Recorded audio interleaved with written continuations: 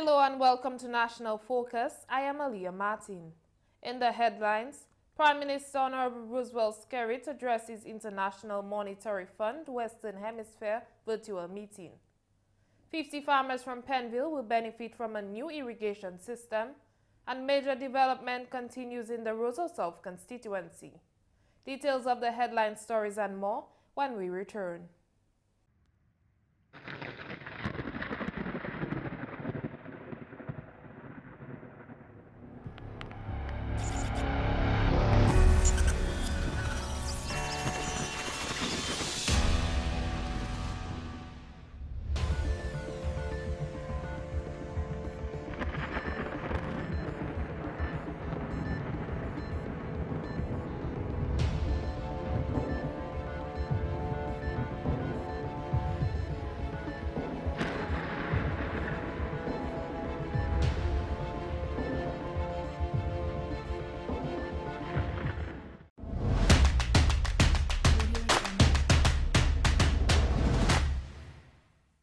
Welcome back.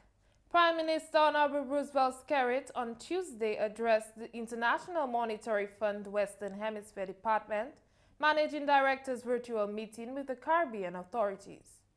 Prime Minister Skerrit says the largest part of Dominica's debt is associated with having to respond to natural disasters.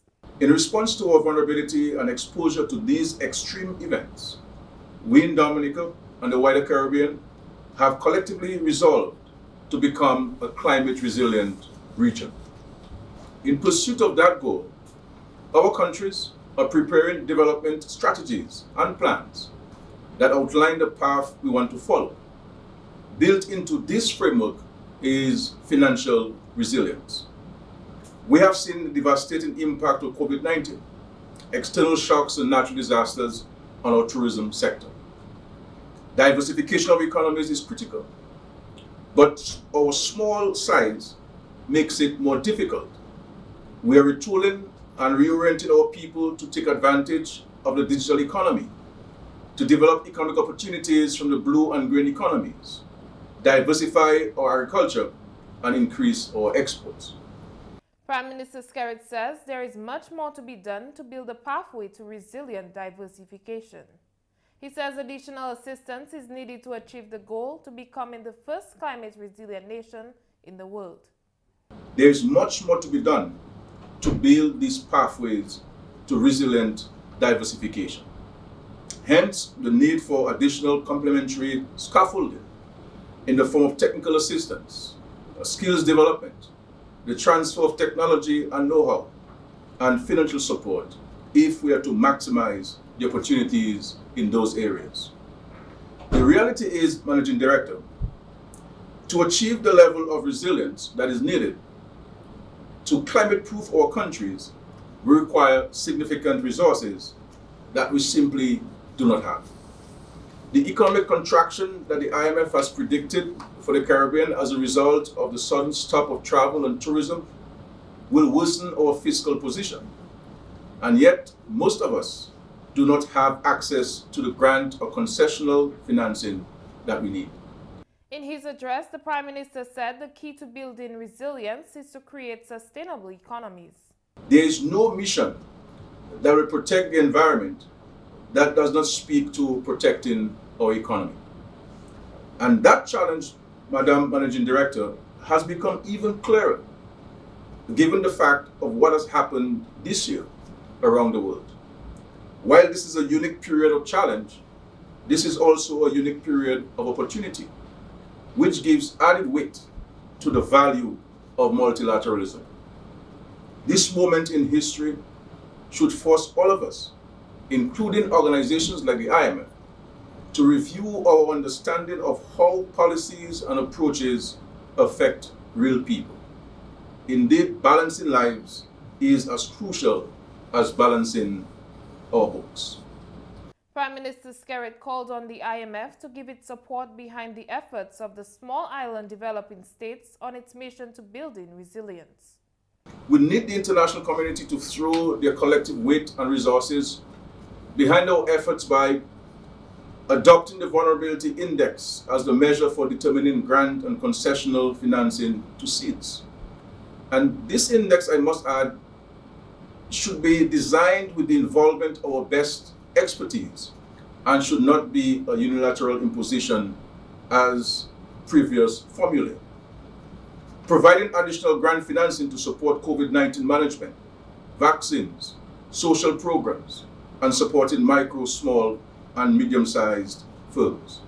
Prime Minister Skerrit thanked the Managing Director and her team for their continued partnership and extensive support to the region over the years, particularly with the technical assistance. The government of Dominica has recognized the access to internet service as a basic human right. The Salibia constituency was left with no internet access after the passage of Hurricane Maria. The parliamentary representative for the Salibia constituency, Honorable Kozia Frederick, collaborated with the NTRC to bring internet access to the people of his constituency. The constituency of Salibia will benefit from an $853,000 telecommunications project from the National Telecommunications Regulatory Commission, NTRC, which will provide internet access for all. The first phase of the project has provided centralized internet access through the provision of free Wi-Fi hotspots to schools, resource centers, village councils, and health centers. Member of Parliament for the Salibia constituency, Honorable Kozia Frederick, says the project is a costly one and one of the limitations to providing internet access to the constituency is due to the topography of the area. We have had the intervention by NTRC, and the NTRC's intervention is to ensure that we have a Wi-Fi network.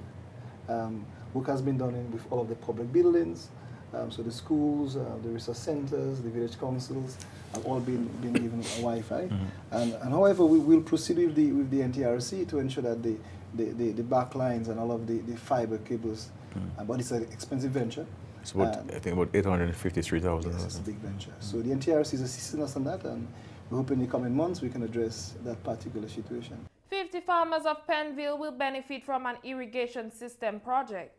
The commissioning for this project was held on October 15, 2020 in the village of Pennville. This project cost in excess of $200,000. Shaki Repair has more in this report. As agriculture continues to play an integral role in the development of Dominica's economy, the government continues to put initiatives in place to expand this sector. Farmers of Pennville will now have water readily available on their farm. Parliamentary representative for the Vieques constituency, Prime Minister Honorable Roosevelt Skerrit, is happy for the people of Pennville. Prime Minister Skerrit says the irrigation system will enhance the community's agriculture output. Prime Minister Skerrit describes farming as hard work, saying that money can be generated from farming. You have to be serious about it. You have to be diversified. You must always have something to sell. If you're a farmer and you only have dashing, you're going to have a problem because you have to wait 7 months before you can sell something. What happens in this 7 months? So you must have something to sell throughout the year, so that you can take care of your bills at home. You can provide food on the table for your family, for your families. So it's important for us to look at diversifying. Prime Minister Skerrit says this project has come a long way and has overcome challenges. He says the government continues to provide support to get farmers to the next level. We have to take the first step, and the government is putting this investment. The only gratitude we want is for us to be able to see you taking advantage of it. That this water system can make money for you. You can make it make money for you. And I would love to see all of you make money out of this. I will also introduce you to the Chinese Agricultural Technical Mission in Portsmouth, where we can have a program where they can supply us here in Pennville with a consistent supply of seedlings. Minister of State in the Office of the Prime Minister, Senator the Honorable Oscar George, encourages young farmers to take advantage of this opportunity. I want to encourage our young farmers to take advantage of the opportunity. Get back to the farms. Now is the time to plant and treat agriculture as a business. Sheldon has been setting an example for the young farmers. If he can do it, we all can do it. Let's be serious about it. We can't expect to plant 10 carrots and 2 cocoa and expect to make money. We can't expect to go to work at 7 o'clock in the morning, come back at 9, 10, and expect to make money. We have to put in the time and the effort in our agriculture. Sometimes we have to talk to our plants, ask them how they're doing. The more love we can give to the plants, the better. Senator George says agriculture plays an integral part in generating revenue for Dominica, and he believes the irrigation system will help do just that. A large sum of money was spent on this project, and given the current economic and financial difficulties the world is in now, that is a very huge amount invested in our agriculture. I would like to encourage our farmers. Put yourself in a group, right? To plan how to take care of the system. And maybe we can decide if we want to contribute a small amount that will go towards maintenance of the system.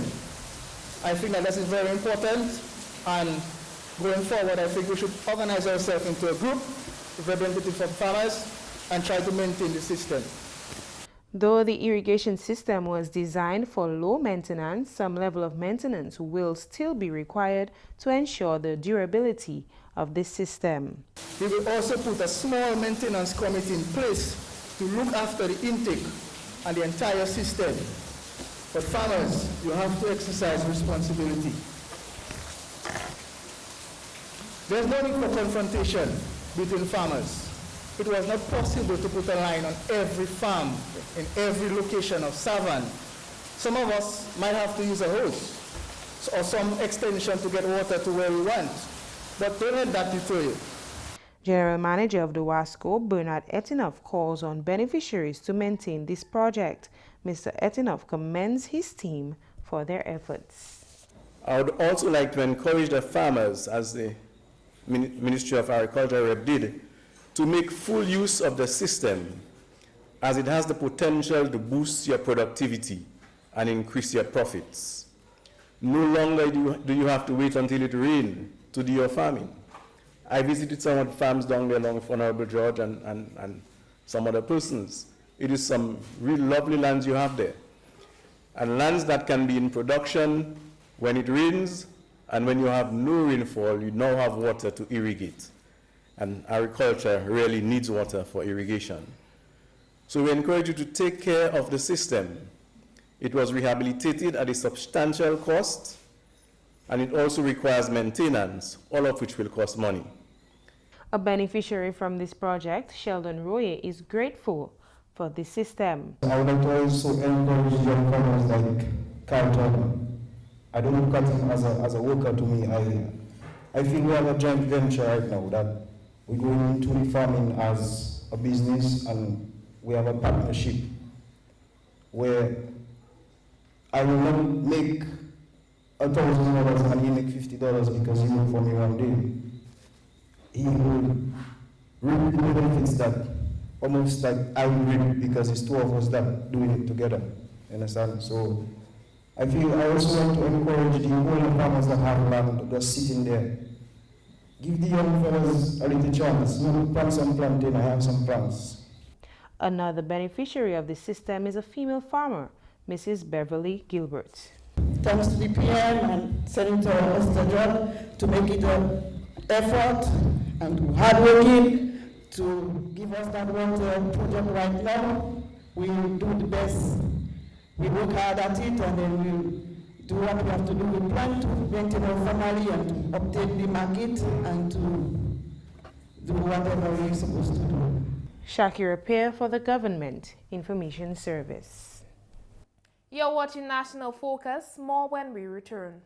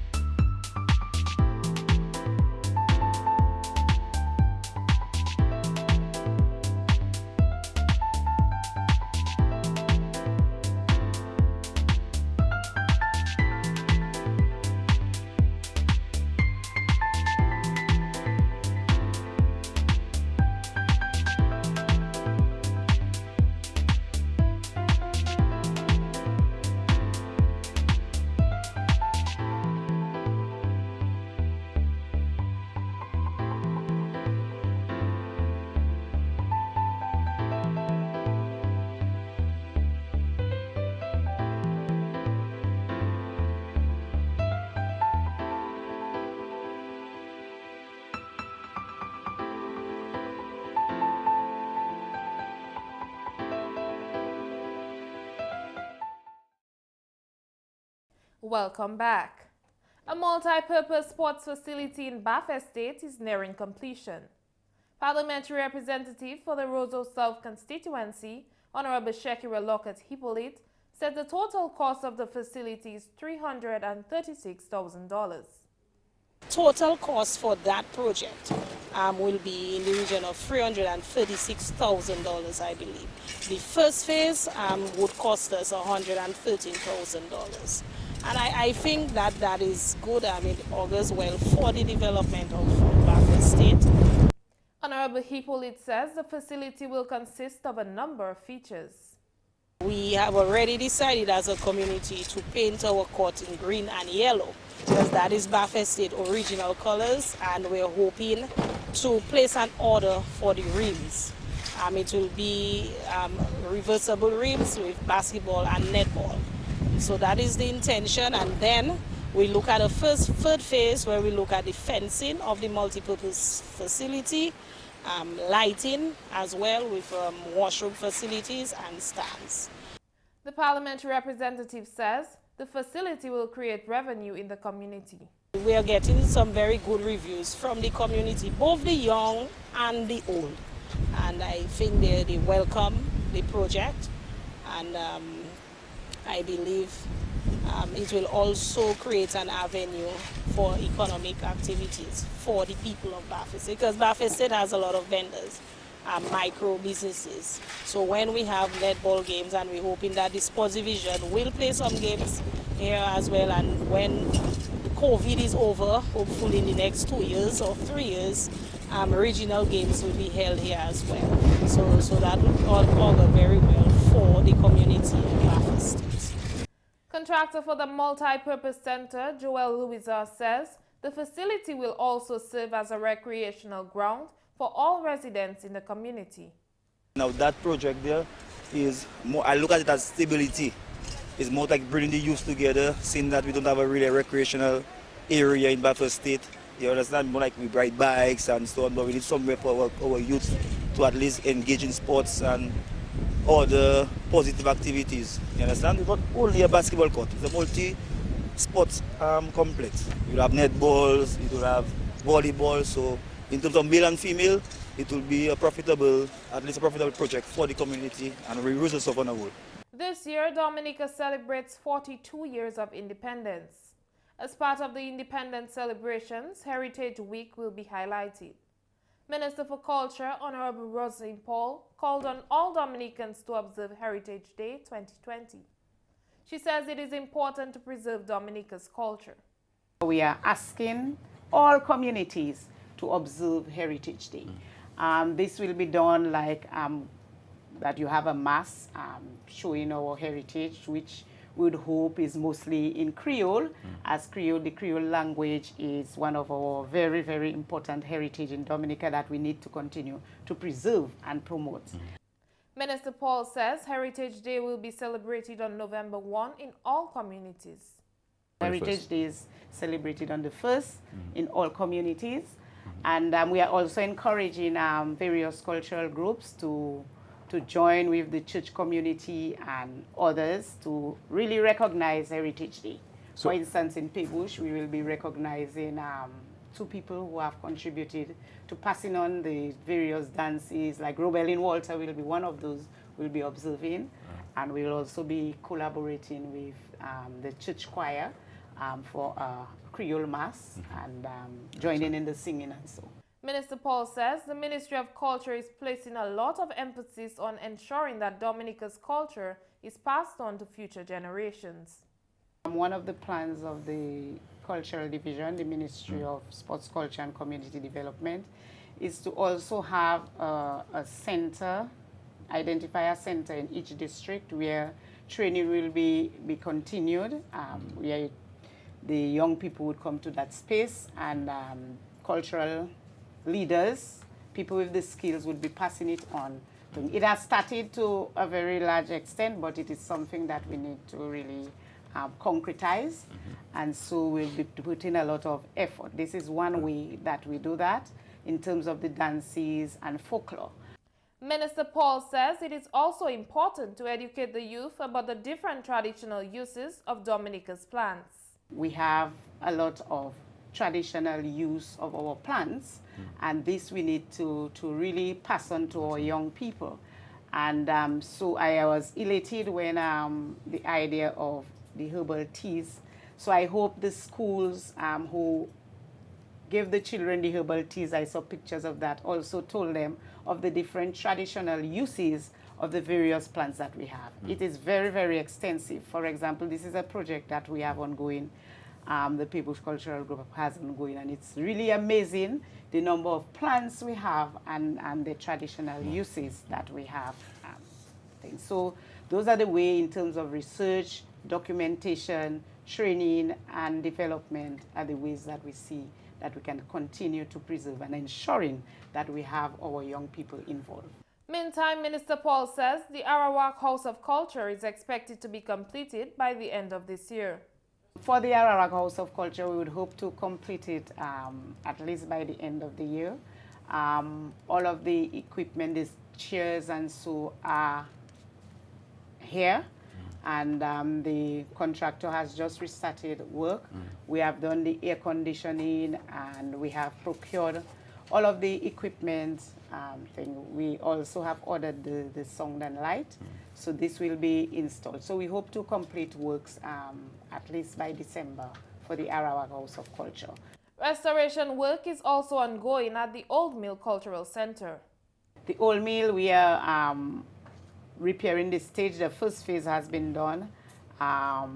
There needs to be extension of part of it, and then to do the washrooms and dressing rooms at the back.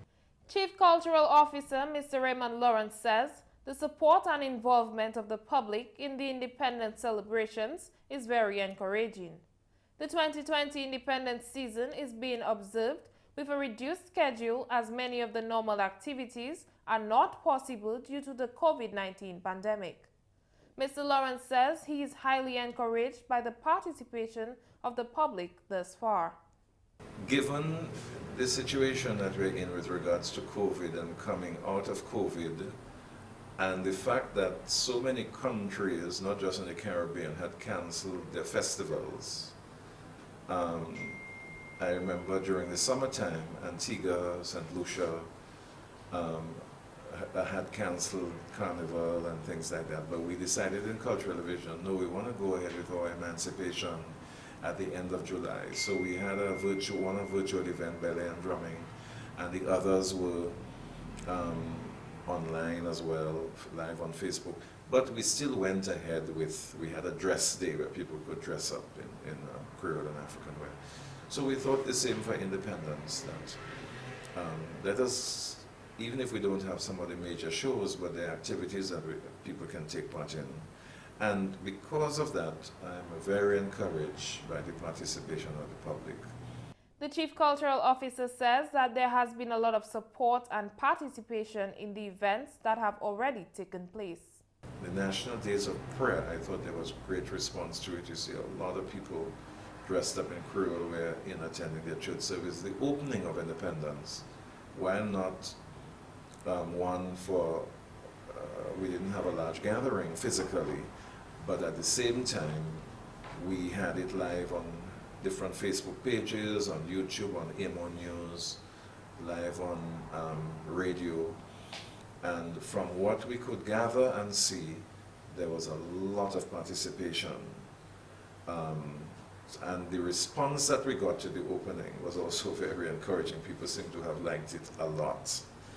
The Creole Wear Fridays, I think as we go more and more closer to November, people are increasingly dressing up in all types of Creole wear. The chapeau pie, I thought, was very well patronized and people taking part.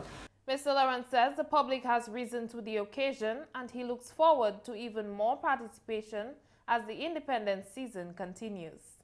I think people are really rising to the occasion, is how I would describe it, in celebrating Dominica's independence. And even today I notice flags on people's vehicles and flags on business places and people's homes. So I'm very encouraged by the participation of the public, and I'm sure that as we move more and more into the independence, there will be more participation. In fact, I'm looking forward to more participation by the public, because there's still other things like tree planting, like more Creole. We have Creole Days coming up on the 30th, Market Day with a Difference. You know, so there are things that people can participate in. National Heritage Day on the 1st of November, and the virtual cultural gala as well, and Journée Kudme, which is a national day of community, so where everybody, the whole of Dominica, can take part. So it's very encouraging. And now your weather update. A high pressure system is expected to remain dominant across the area during the next 24 to 36 hours. Occasional cloudiness with a few scattered showers are expected across parts of the island chain during this period. Thereafter, by late Thursday into early Friday, a tropical wave is projected to generate scattered showers and isolated thunderstorms across the island chain. Swells generated by Hurricane Epsilon are expected to affect the area during the next 24 to 48 hours with heights near 8 feet. A small craft advisory and high surf advisory are in effect. Small craft operators and sea bathers on the northern and eastern coast are advised to exercise caution. And that's all for this edition of National Focus. Be sure to follow GIS Dominica on Facebook, YouTube, as well as on Twitter. You can also drop us an email at gis@dominica.gov.dm.